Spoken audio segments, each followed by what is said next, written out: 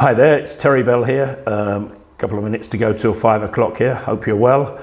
We're looking at bankruptcy today, and we've got a series of webinars coming up here that detail what's going on in the bankruptcy world, not the sexiest subject in the world, and we're going to slightly flipping it on its head here. We're looking at quite a bit of the practicality and, in a strange way, the commerciality of bankruptcy. So we'll just wait another minute and see if a few more people join us here. We've got quite a good audience today, so we'll see make sure we give them the best chance of joining us. As I say, hope everything's good with you in the world, and hopefully we're all going to start getting back out there, which will be good for the economy, but unfortunately it's going to leave a few people behind. Thus our very existence, if you like. As I say, it gives us no joy in people having to go down this route, but if you are, it's then being armed, if you like, with the best advice, which is really important in this, because it's a hairy enough subject, and it's just getting what we're trying to do here is give a bit of context to things. We've been involved and dealt with bankruptcy for over 10 years here in our Belfast office, work across the UK and across Europe, so we half know what we're talking about in terms of this particular niche. Right, so there we go, it's on 5 o'clock there, so I'm going to get going here, and I'm just going to pull up first what we're going to be considering today. We've got a few examples in there, rather than FAQs. We're not inviting FAQs because sometimes the question is sort of limited in what's requested, or the facts are limited. And this can be a bit of a web, so there's a lot of depth to go into. And when we're looking at cases, particularly in terms of bankruptcy, but all work we look at, we do a lot of due diligence. So we're going to go through some examples here, which gives you a bit more context. So 6 main areas we're looking at here today. So this is I think it's one of 3 webinars we're doing on bankruptcy. So the first point I make there, we're going to be discussing commerciality and opportunity of bankruptcy. Are you mad? We nearly put another word in there.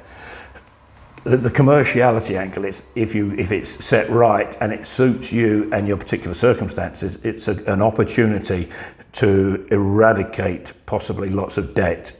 And we'll give you a couple of examples where we've shown the work where the client got the commerciality. Bankruptcy is not something to do lightly, we get that, okay, but it's there for 2 reasons, which we're going to discuss as well. We're going to go through the different types of bankruptcy. It's debtor's petition, creditor's petition, and then there's IVAs. Bit of commentary on bankruptcy, is it right for you? Then a bit more work in terms of how it works, the implications, etc. Touch a little bit on the economic backdrop, which is very, very much up in the air. You've even got people at the Bank of England falling about what's going to happen, whether there's going to be inflation, what sort of bounce back it's going to be, etc., etc. I'm not going to labour that too much, but it'd be remiss of us if we didn't look at it. And then some examples of some of the work we've done, and it gives you hopefully a bit more back to the commerciality word. That brings that into what happened there. And it's the main thing in bankruptcy is if you're looking to go for a debtor's petition, i.e. bankrupt yourself, it gives you 1 issue, not 10 to 20 issues of all different creditors shouting at you. So hopefully those examples will give you more of an insight there. So we're going to have a quick look at the commerciality, as we've called it, and are you mad, okay? Bankruptcy and the stigma, the last point there is the stigma isn't what it used to be. In fact, I think it's page 182 of one of Richard Branson's autobiographies. He used a line, if you haven't been or or very close to being bankrupt twice, you're not trying hard enough. With entrepreneurialism, it comes with the territory, unfortunately. Things can hit you completely left side, bloody COVID, doing what it's doing to businesses. So we're never in complete control of our destiny here. So if you're in business, there is always that exposure. Flip side, if you can't manage your own personal finances, it can become a problem as well. So that's the backdrop of bankruptcy. Two reasons for bankruptcy. One is the debtor's petition. That gives individuals the ability and the right to stop the pressure of debt. They can petition for their own bankruptcy. You've got to be ready for it. It's not a case of just filling out the forms, paying the fees, and then seeing how you do. But that's there. If you can't take any more, and/or you think it's the right time to draw a line, and it suits, maybe the wrong word, but it falls in line with where you are, then bankruptcy debtors petitions are there available. Creditors petitions, flip side of it, is where a creditor, somebody you owe money to, is looking to basically shake the tree and see what they can get from you. Solicitors are particularly keen on this to see how far they can go. Sometimes they go too far and forget that they're actually acting for their clients, and they have to be very careful. But with creditor petition, the revenue, and here in Northern Ireland, the rates people are particularly prevalent in that field, and they take some stopping. But there's a time lag in it to be prepared for what the ramifications are. There are also IVAs, and IVAs, to all intents and purposes, arose from the 1986 Insolvency Act. Good old Maggie Thatcher, she brought that in when there was a recession there to help businesses. That has basically been hijacked. IVAs, individual voluntary arrangements, have been hijacked by the IVA factories that are out there, basically trying to mop up as much consumer debt and catch as many people as they can into their web. I put but there ... Not a great fan of IVAs. It's you cede control completely to your supervisor. So in IVAs you have a nominee and a supervisor. In bankruptcy you have a trustee. Names basically somebody that runs your finances. So it's IVAs, they have a place, okay, and if we see from what we do, we give independent insolvency advice. If we see that's the right route to go, we're not insolvency practitioners, so it's nothing for us, but if it's the right way to go for a client, if they need to bring the debt together in a certain way, then IVAs can suit. But I think there's a big mis-selling scandal down the track coming on IVAs. There's a lot going on in that market, if you like. So Commerciality. Now, we had a situation where a man came to us under a lot of pressure. He might have been a hairy-ass builder, but he was under a lot of pressure and he couldn't cope with it. So he had the big macho side to him, but obviously behind darkened doors and living the pressure, as it were.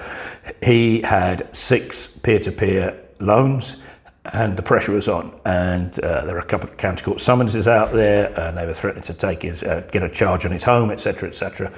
So he came to us, and I think the total of the loans was about 300,000. And he had, just for simple sake, he had a share of the equity in the house.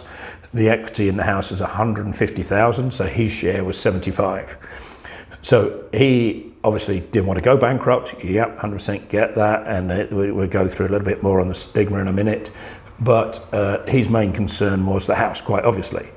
But he had six bits of pressure and other bits going on. The revenue were giving him a hard time, quite rightly, and a couple of trade creditors, and he was a sole trader. So what we suggested was, if you can't deal with the pressure, avail of a debtor's petition, which will allow you to petition for your own bankruptcy. And then you've just got one problem, not he had 10 or 12 problems and everyone shouting at him. One problem only, the trustee in bankruptcy who wants as much of that 75,000 as possible. And what we did, we worked with him and the trustee in it, and ultimately his wife bought the interest for £40,000. So it's, at difficult times, a bit awkward, a few people judging him and things like that, but it was his way of getting through it. Thus the commerciality. He paid 40,000 to alleviate what would have been in excess of 400,000 pounds worth of debt. And it was his right to do that. He did everything 100% right. I think he lost his car on the back of it. That was taken back into the pot. But other than that, his wife buying the interest in the house at a commercial amount of 40,000 was the settlement of his situation. Yeah, we're going to go through some of the ramifications in a while, but that's what happened in that case.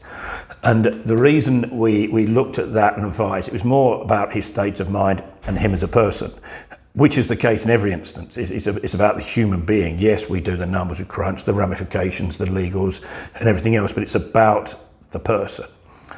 And I think this is going to become more and more prevalent as we go on, because we have a far more complex financial world in terms of particularly SME debt, something we've discussed before on a couple of webinars when we were talking about peer-to-peer loans. The money has almost been too easy. There's no two ways about it. And if I upset any peer-to-peer fund, I don't really care. It's the money has been thrown out the door. So we're in a position where you can have various people coming from you, and it'd be very hard to align. So back to our builder chat, to align all 6 creditors, because they all have different needs, they all have different criteria and agendas, and so trying to keep them all together would be a bit like trying to herd cats. So that's going to, I think it's, like I said, I think it's going to become more and more prevalent as we go on, because you've got the complex structure. The day of one bank for your personal finance, same bank for your business loan, same bank for your mortgage, that's gone. Business debt is far more complex, and it's going to be the way forward as we get more and more, as we go into some form of recession, whatever way that's going to go. And the next point I'm saying there is, you can, some people pick the wrong fight.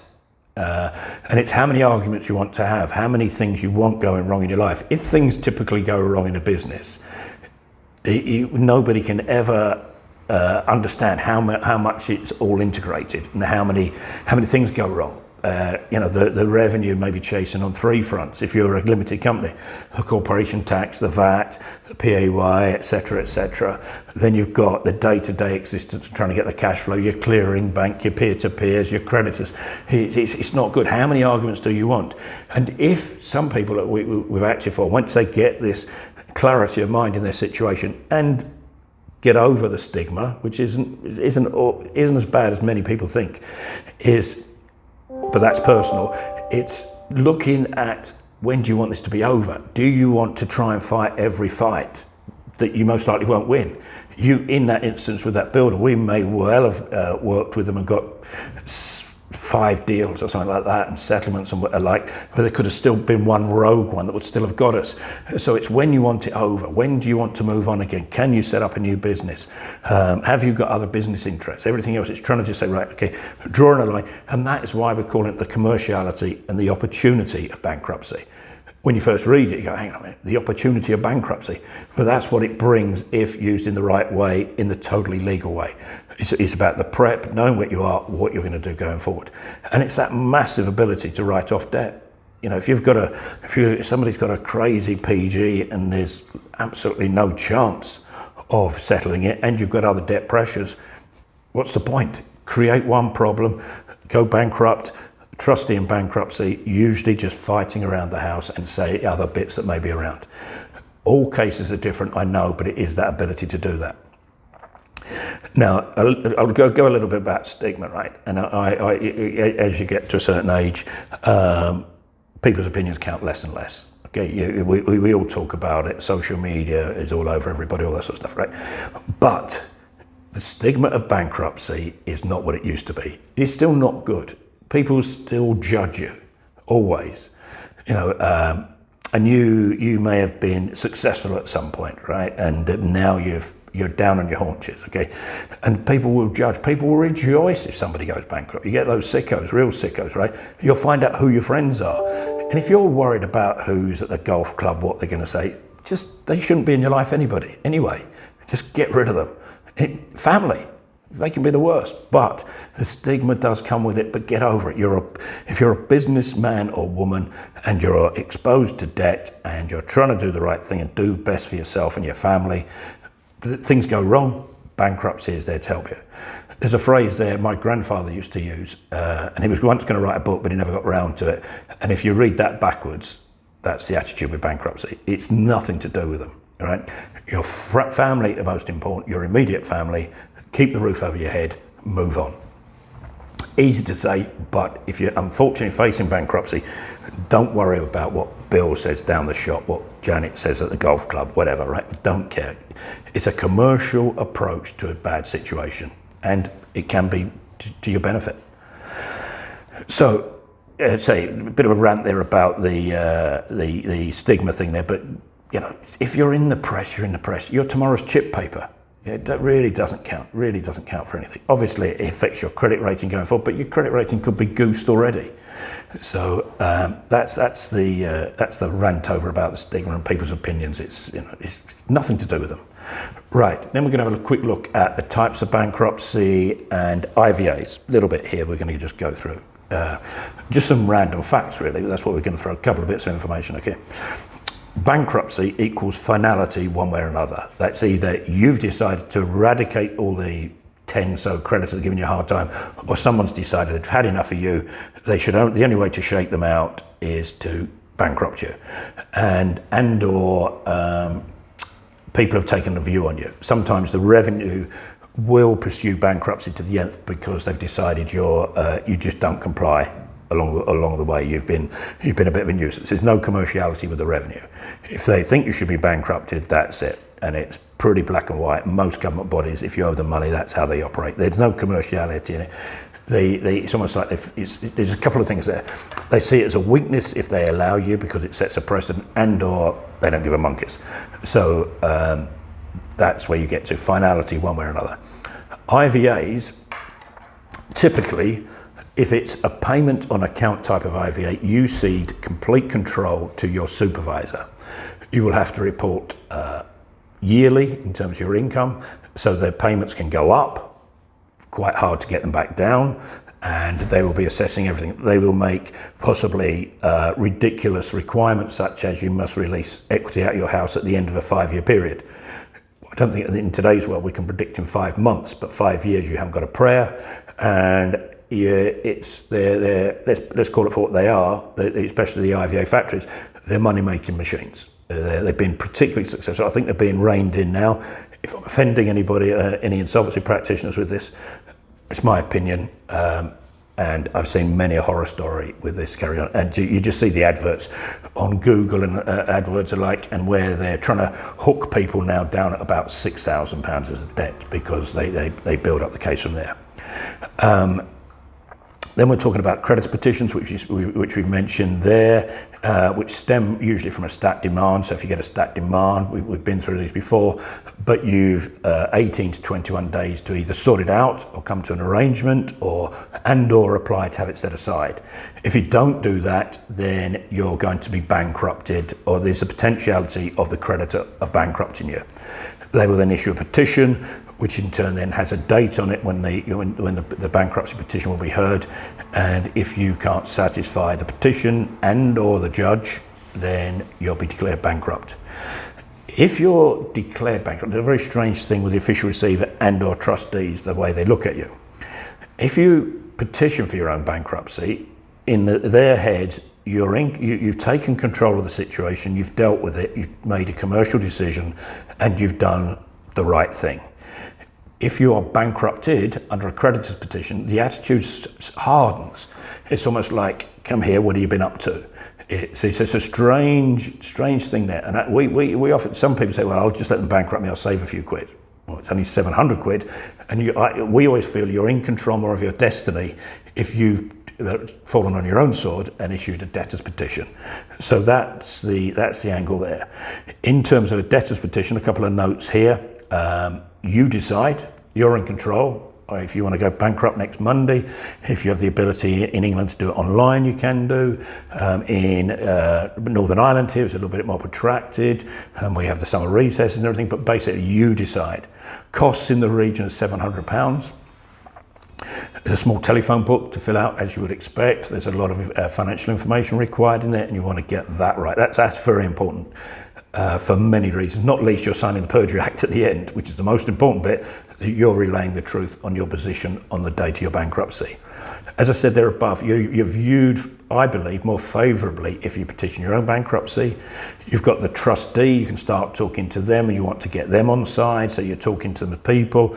Yeah, I've got my 75 grand of equity. Obviously they've got to do their checks and make sure the values you claim are correct and the mortgage balance are correct and all your other financials. But as I say, it's one issue, one trustee. And I'm not saying they're easy by any stretch, but it's a lot easier than 10 spinning plates or 20 spinning plates, whatever the creditor's situation is.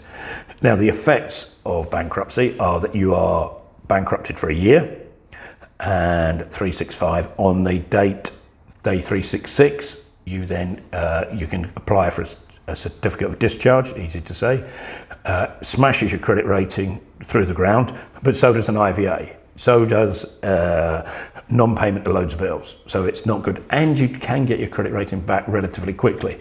Hits it for 6 years because it's on the register for 6 years. But we know people that get mortgages after 3 years.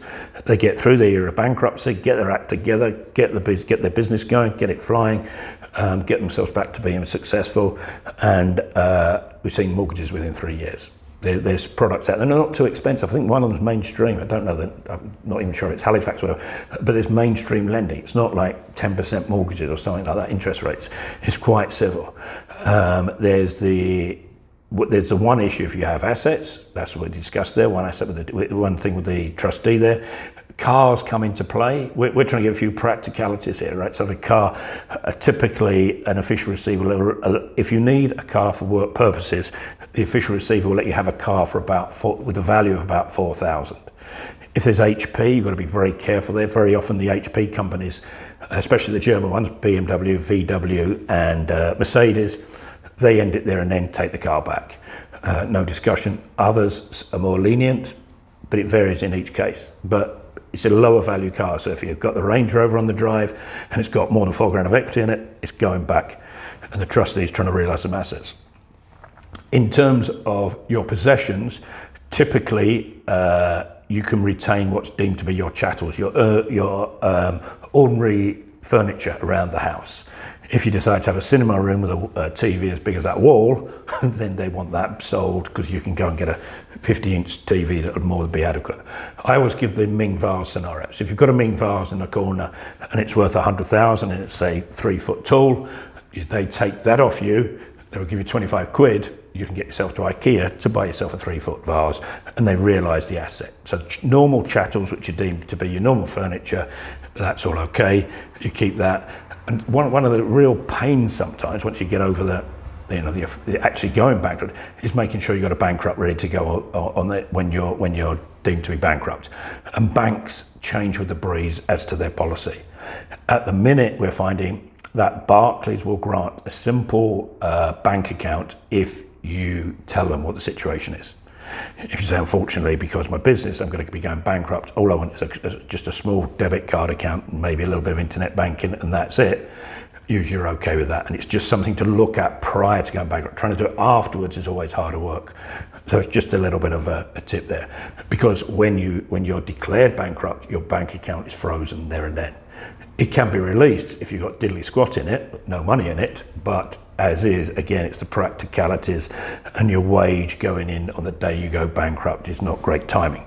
So that's that point there. Now, is bankruptcy right for me?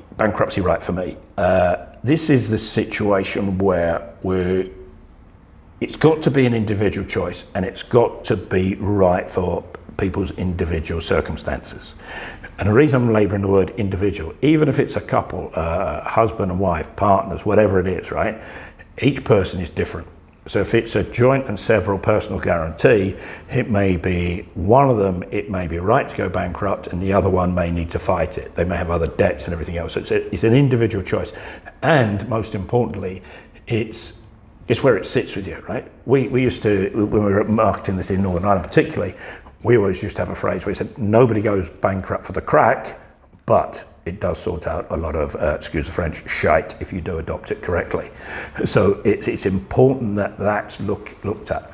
You get the peace of mind. It's done. If you take this route, creditors are not allowed to contact you. It's statute. The official receiver picks up all the creditors start with. The trustee, that's then passed to the trustee if there are assets kicking about. And if you've got loads and loads of issues, that's what you've got to contemplate. The pressure of debt is immense. There is a lot in the world today about mental health. There is no more pressure in the world than ill health first, but then debt. Debt is there 24/7. It's a cloud. We call it the spiral of debt. You get into it, it's horrible. You get chased. Everything starts to go wrong. It's the most hideous thing. Peace of mind in business is very important because you need to be able to think. If you're worried about who's coming down the drive, who's that knocking at the door, who's that on the phone, you're not going to be successful. End of. But there's more than just business. It's the peace of mind. And it's knowing who's loyal to you. That's really important. You find out a lot about people if you have the unfortunate experience of going bankrupt. It's tough. You've got to, you cannot underestimate the pressure that can come on. And a lot of people suffer this alone. We get that, right? We don't judge anybody. We don't care where they are, what they've accumulated. We don't judge anybody. It's what we do. But there is a lot of judgment out there in today's judgmental world, social media and everything else, right? And people, like I said earlier, some people rejoice in people's misfortune. Just go away. There are risks to bankruptcy. I've sort of slightly played along the commerciality side of this quite a bit. But there are risks, undoubtedly. If you don't do your own due diligence, for instance, on the value of your home, if that's what's potentially at risk, and what you mustn't do, like I say, that is kid yourself. Don't say, oh, I think it's worth 200. We had somebody the other day say, oh, my house is worth about 200 and I've got about 170 mortgage. The data's out there to find out. We found it was like 375 grand a house. We said, why would you say that? And it's someone, like I said, he was trying to kid himself. He was trying to get through. That won't happen in bankruptcy. You'll find out this scrutiny is quite intense if there are assets about, because basically the trustee will have the resources to make sure he does investigate you and get into you deeply and find out what's going on. He will look at your limited company and see what the shares are really worth. It's his job. He's got to do the best for the creditors here. So you mustn't kid yourself. We've got to know the risks as well. If there are risks, what we do when we come aboard, we give what we call pre-insolvency advice, which is very, very important in terms of, so somebody comes, right, I'm going to go bankrupt tomorrow. You go, well, hang on a minute, you need to sort of feel your affairs out here. Go and get your bank account. Do you know your car's going? Do you know your house is at risk? Go and get it correctly valued. Get yourself set up right. If you've got a limited company, what do you think it's worth? What does the other shareholder think it's worth? There's a decent checklist to go through before you dive in. And it's, like I say, you're making an individual commercial decision. We're not heartless, but we have to take the emotion out of what we do. It's very important, people, we get that. We're not that horrible, but you've got to make it an individual commercial decision. And if there's ramifications for anything at the way. If somebody goes and lets himself down at the weekend and gets drunk and it goes on social media, it's ramifications. It's all that sort of stuff going on, but keep it commercial. Bankruptcy, I put here that it's a brilliant tool in negotiation, but don't bluff. So in the last recession here in Belfast, we were forever in with the banks here. And a number of clients went in and they go, right, well, if you don't accept what I'm offering you, then I'm going to go bankrupt. If you don't position it right, then that's a waste of time. Any number of bank managers say, go bankrupt then. Go on then. When you go in, tell us. You can't bluff with bankruptcy. It's a bit like the phrase I heard the other day, you can't get half pregnant. If you're going to go bankrupt, be ready to do it. If you want to pull back, you can do, but it doesn't alleviate the situation. The flip side of it is, if we often say to creditors, if there's a crazy amount owed, and don't ignore the elephant in the room, we say, right, okay, we've discussed bankruptcy, we'd like to avoid it if we can, but obviously that's within your powers and rights if you want to bankrupt the client, but it won't get you, might not get you anything. If it doesn't get you, if it gets you something, it's going to be in 3 years' time. We're here trying to do a deal, so it becomes a good negotiating tool, but don't bluff it. If the creditor doesn't accept your position and or your offer, revert to bankruptcy, back to it's a commercial decision. If you're offering £50,000 and they don't want to take it, and that's what correctly could come out of where you stand, they won't get that, but more importantly, they won't get that for 3 years. So it's a good negotiation, but only if worked and used in the right way. You've got to control your position as well. Timing is very important in these things. Like I say, if you decide to go at the end of the month, you're reliant on your wages or your salary, and your car's sat out, they're worth 20 grand, everything else, and you've not made provision for the things that are going to happen in terms of bankruptcy. You run a business. Undoubtedly, the business is going to close to start with whilst they assess what it's worth and things like that. So you have to get your position right, and you want to control it then from there. And know the ramifications, know the downside. There's plenty of downsides here. We're not all, bankruptcy is the great white hope here. It's really important that you know all the ramifications. So any number of people we know that have come into us and say, right, I've gone bankrupt, right, and they've closed my business. What's that about? Well, they're trying to check out the asset value. If you've got 100 grand of stock in that business, the trustee, even through your shares, if it's a limited company, has an interest in that stock. So you've got to make sure you control your position. Trustee rules, the trustee rules that should read. The trustee rules, right? He runs your finances. He can decide whether you're going to come out. You need to conduct yourself correctly so you can get discharged from the bankruptcy. And he has 3 years to sort out your estate. your bankruptcy estate.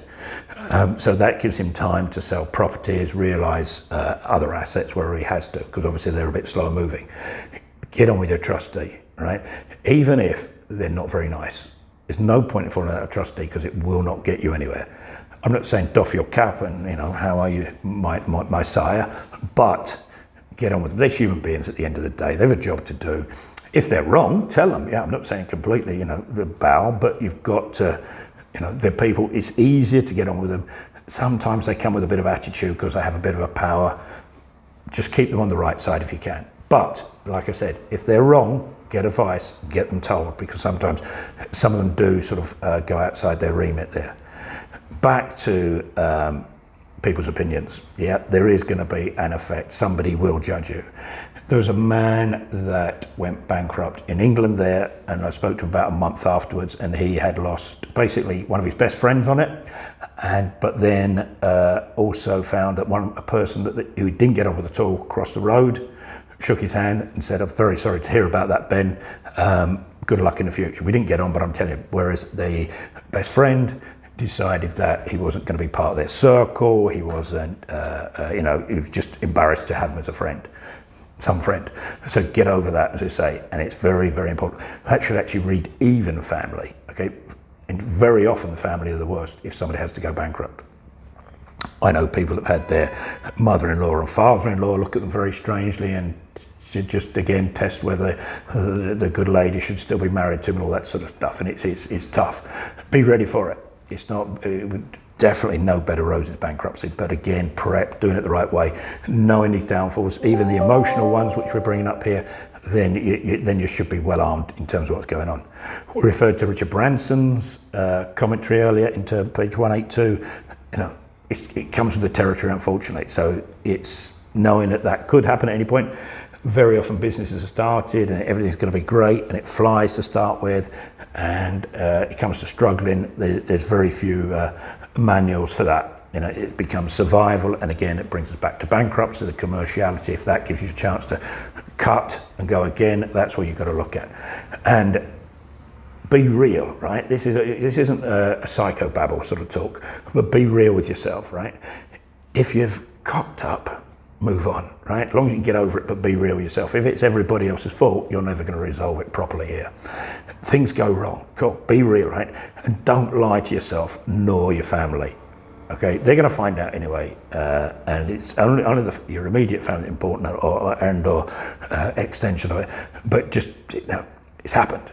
You've made a wrong decision. It's a bit like we do work in Spain. People usually made one bad decision buying a place in Spain and it's in massive negativity. It's drawing a line and being able to move on. But you can only do that if you're realistic with yourself, who is the most important person, which sounds very selfish, but it's true, because that then has an effect on others. If you can't sort yourself out and be true and real to yourself, you're going to lie to yourself and lie to others, and that's when it gets even worse. So I'm going to just comment on this next slide with what is bankruptcy in very simple terms. There's a lot of sort of nuances within bankruptcy, and it can go different ways. But this gives you a bit of an insight and some of the main facts there. So how it works. It's a court process, be it debtor's petition or creditor's petition. So again, debtor's petition, you're looking to afford yourself some sort of protection from your creditors. Creditor's petition, like we said, they're looking to shake you out, see what you've got. Sometimes they don't follow it right the way through to the nth, but they will if you ignore them. Okay, it's a very strict court process. Okay, different courts have slightly different measures in terms of what they'll allow and not allow in terms of the petitions. So very strict. When you're bankrupt, the official receiver will be the first person to contact you. So they will come on board. Hello, how you doing? Where's your money? Where's your cars? What's happening? Just following through a couple of things in terms of what they know about you. On a debtor's petition, you'll have filed what you have signed up to on the Perjury Act in terms of what you owe. In terms of a creditor's petition, this is where it's a little bit hot and heavy, because they know they can have a little nose round, but they don't know a lot about you. So they might need you in, they'll want an interview for sure. In both instances, they most likely want an interview with you to make sure you've done everything right. And you must comply with the official receiver. We had a gentleman there, got himself in a terrible state, didn't want to see the official receiver, for no other reason than that he wasn't in great form with this. He'd been bankrupted by the revenue, and in the end they issued an attendance note for court. So he had to go before a judge and get quizzed, and wasn't looked at in a great way. We helped him through it. It's more a mental block he got, but you have to comply, and you're signing the Perjury Act here. So it's very, very important that we get this right. Then a quick bit here in terms of, if you've got nothing, literally nothing, then your case will be run by the official receiver. He will see it through for the year, maybe touch base. You've got to advise them if you come into any money, if Great Agnes dies and bequeaths you a load of money, things like that, the lottery. So always put a cross in the box, joking. And so if it's under 15,000, usually the official receiver will deal with it, because if a trustee is appointed, they're commercial insolvency practitioner, and they have to be paid here. That's really key here. So 15,000 is about the cutoff. If you've got 100 grand of equity in the house, you're going to get a trustee from an insolvency firm of some sort who's going to be your trustee. And again, like I said, if you can get on with them, not in a smug way or, like I say, overdoing it, but they're human beings. You're trying to get to an end here. He's trying to earn a fee. Within reason, you don't care, as long as you look to secure what is important to you. So if it's your share of the equity in the house, your partner, wife, husband, whoever is looking to buy that back at the best price they can. When you're doing this, have you been straight with yourself and reinforcing that? It's a knock to the confidence. It can, there'll be guilt, failure, everything else. So make sure you've been straight with yourself. A couple of bits on restrictions. They're a fairly long list. There's things like you can't be a judge, you can't be an MP. I'm sure we're all queuing up for those jobs. You get the odd profession which is strange, such as chemists, prison officers, but not policemen, stuff like that. Those professions, you can't be an MP or a judge, and there are a couple of others in that sort of strange sort of league there, versus certain professions where it's frowned upon, and you may be called in by the governing body of whatever pharmacists are, for instance. Other things is you can't be a director while you're bankrupt. We talked about the assets and the Ming Vase. Excuse me. Pensions is a strange one. You have to be careful if there's the ability to draw down your pension. It's still a grey area. There've been a couple of cases either side. One saying that pensions were up for grabs, and another one said they're not, and it's still out there. The general thing on it is they're not up for grabs, nor are life policies, but investment funds are. If there's something that can be cashed relatively easy, that's up for grabs. You can't get credit. I think it's 500 quid. Not that you want any, and then you're going to struggle with a bank account and a car if you haven't sorted yourself out. Excuse me 1 second. That's better. And then you've got to conduct yourself correctly, be it with the official receiver or the trustee. So you've got to comply. You'll be told how you've got to conduct yourself. If you lie, come into money, hide things, or have hidden assets and perjured yourself, a very serious crime, then your discharge from bankruptcy can be arrested until you decide to perform and conduct yourself properly. So you just make sure you're doing the right thing right the way through. Get the pre-insolvency advice. Know the ramifications right the way through what's going on there. If you've got a very big salary and you've got, I don't know, a couple of thousand over each month, you'll be subject to an income payment order where you've got to contribute to the bankruptcy. So it's getting all those things lined up and make sure you're there. And then something that's becoming more relevant, and it's something we discussed in a recent webinar, the level of trustee costs sometimes are a bit crazy in these things. They have a job to do, but the cost can get fairly crazy. I'm just going to have to excuse me 1 minute.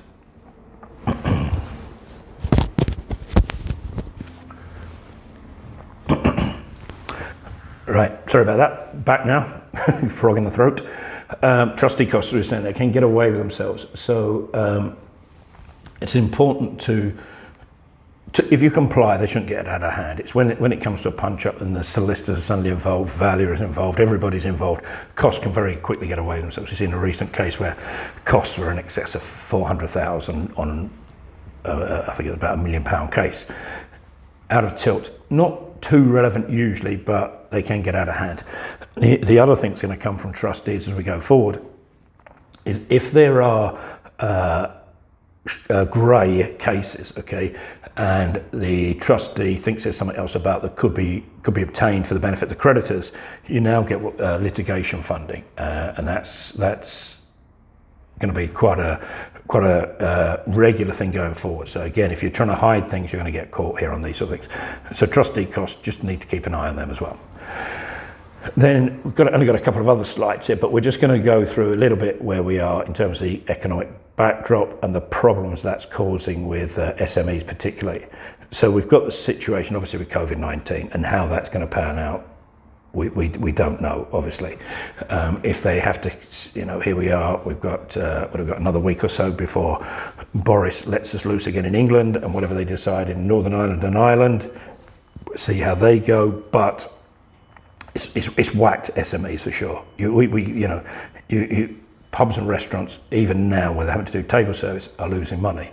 That can't go on. I think the last rent quarter day, retail landlords reported that they only got 18% of their rents. There's a lot of money out there, but it's almost like in the wrong places. So obviously there's going to be a massive effect. And like I was saying earlier, the complexity of today's world and the mix of debt, if you like, that can come at you different ways. There's huge amounts of consumer debt out there, which isn't good. And it's that, like I repeat myself, the complexity of it is going to be the problem. Since the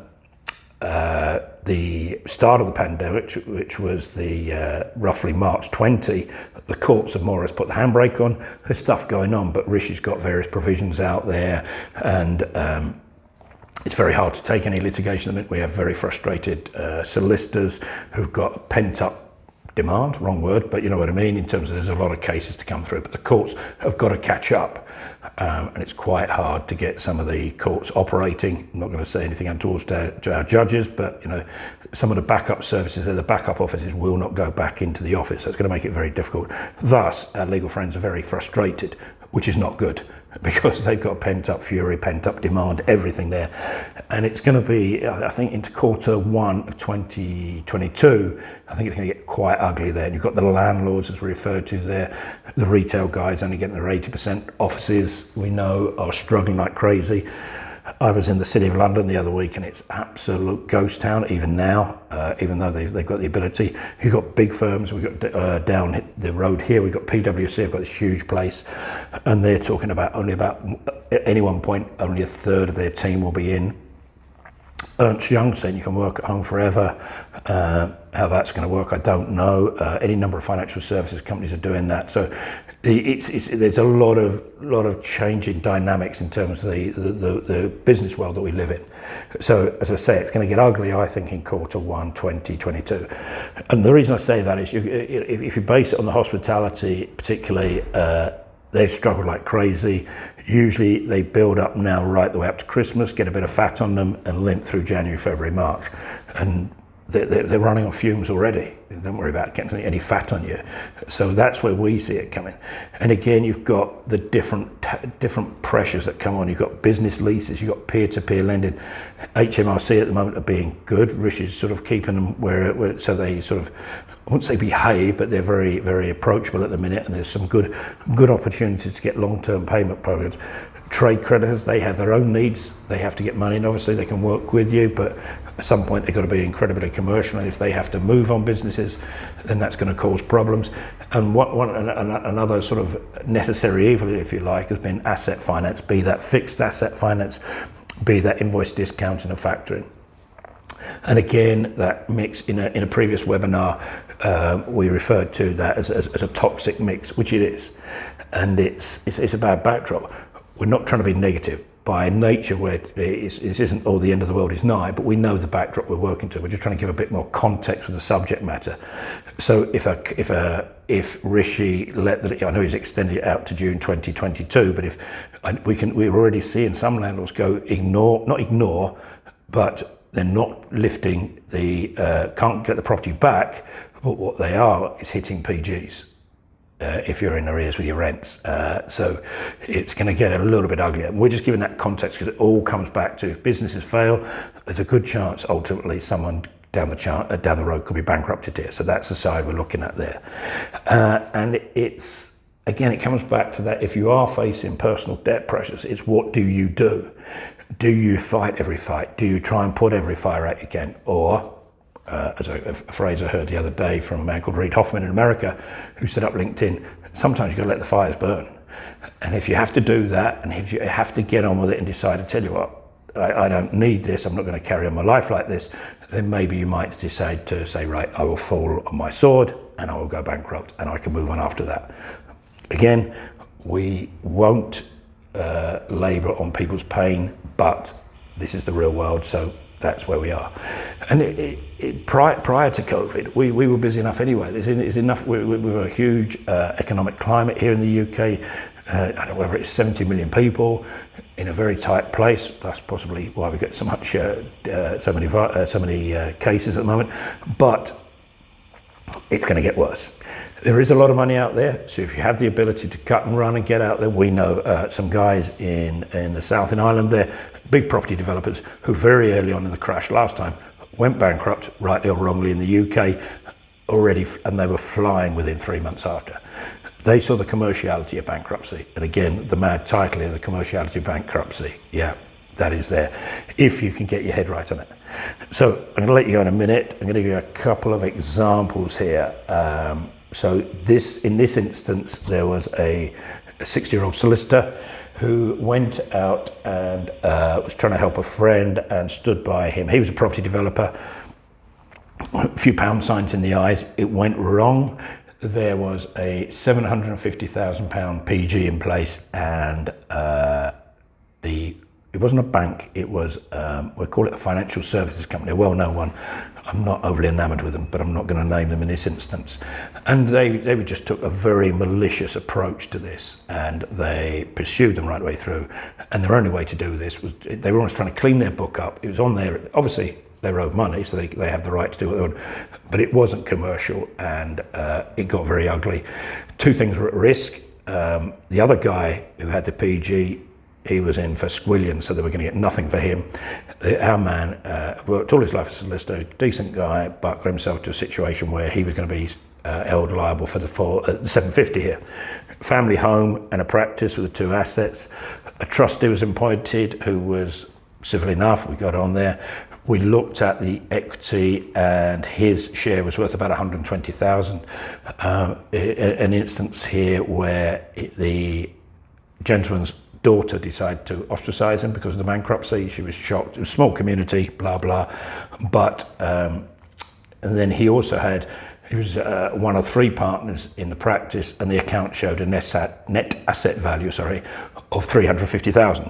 So his asset base was, if you like, about 250,000, on paper. When we were appointed, we went in and looked at the accounts, and then when you start to break it down, there was a lump of goodwill in there. There was a couple of other things that didn't quite sit right in the accounts, just a bit of historical sort of crap in the accounts, if you like. And so we were able to sort of take those apart sensibly, explain that to the trustee, and after a bit of to and fro in, they appreciated the position, and we more or less got that away, because the other two partners, there wasn't a lot they could do to buy it. So if you had to dissolve the partnership as such and start again, they could have done that and not have to pay anything. I think there was a notional amount was paid over it, so it was literally £5,000 to £10,000, something like that. In terms of the home, it then flipped back to the client's wife, who really we were acting for and negotiating, and she ultimately settled on £75,000 there to buy her husband's interest back on the house. Took about 18 months to do. Typically, the trustee will leave you alone for the first year in terms of your house, so you can start making provision for other housing if you can't afford to buy back. And it was an ugly case because it wasn't nice the way the creditor conducted themselves, and it was a big firm of solicitors, and commercial, not at all commercial. That was the thing of it. That was the thing. It was not at all commercial. So see the 75,000 they may have got back there. I think at one point we were offering 100,000 to try and settle it with a loan from family, and they didn't take it. 75,000 they most likely ended up with maximum 40,000 from that, and most likely wasn't paid for 24 months from the date of the bankruptcy. So it was an act of malice. It was a big organisation who couldn't be bothered with small fry, and took an attitude, possibly the wrong one. I had serious conversations with the CEO and the CFO of that organisation, which I had before, because it's simply not right the way they conduct themselves. But a bit of a waste of time, but I felt better for it. We've any number of examples in terms of what we do, and there's a couple in terms of a book we've written recently, and that's going to be sent out to you as an ebook. And if you'd like the hard copy, I always say we had a print run of 1,000, and I believe I've cured 1,000 people of insomnia, because it's a strange subject to front up. It's not a huge read. It's not a War and Peace, but you're very welcome to that. There are more examples in there, so I'm going to leave it now with you in terms of where we are. And I say, if you have got any questions from this webinar particularly, email me directly on that, trb@belcomp.co.uk, and I'll come back to you, right? And there's no charge for that, as it's an extension of this webinar. If the case grows arms and legs and you want some more advice, etc., then we've got to look at what we do in terms of being appointed and fees, etc. But particularly from this webinar, and/or I'm sure I usually get one after each webinar we do. Somebody said, well, yeah, I think you're wrong on that piece. And if I'm wrong, I'll come back to everybody and say, that was wrong. But typically, we're okay on that front. We know what we're talking about. We're here, if anybody needs help. This is an area where you have to be very careful that you don't take too much advice. You know, if I had £1 for somebody, every time somebody said, well, I was speaking to a bloke in a pub last night, what, about bankruptcy? And and everyone's got their opinion. Google can tell you 101 different opinions about IVAs. It can tell you thousands of things about whether you'll keep your home or not in bankruptcy. That's usually the main point, but you have to get it right. We know our stuff. We have very good advisors around us. If we have to extend it out to solicitors and/or sometimes trustees and insolvency practitioners, we do. But just get it right. This is important. I mentioned the word finality earlier, and that is so important in this. It brings finality, but make sure you're the right side of the line when it comes down, when the shutter comes down. Anyway, that's me, Terry Bell from Bell & Company. Thanks for your time, and I'll speak to you soon. Thank you.